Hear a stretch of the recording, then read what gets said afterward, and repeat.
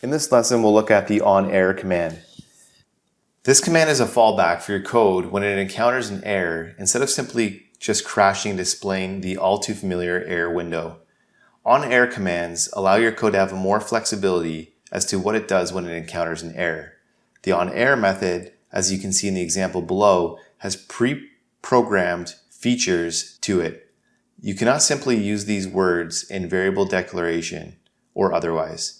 When you place onError, you are telling VBA that when it encounters something that identifies as an error, what you want it to do.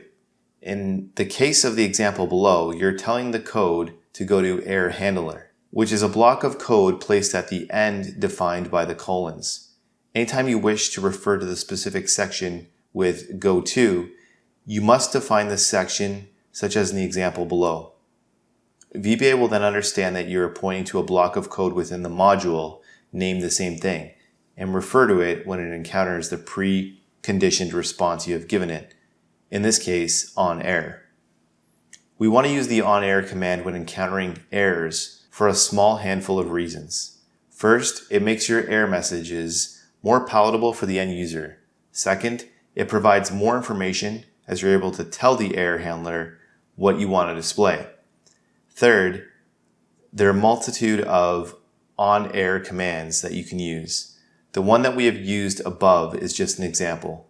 Take a look at the chart below for a full range of all the options that you can use with onError.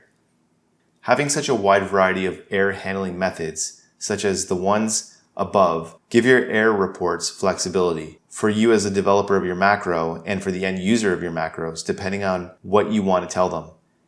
It simplifies checking over what the problem may be, depending on which error handler code that you use.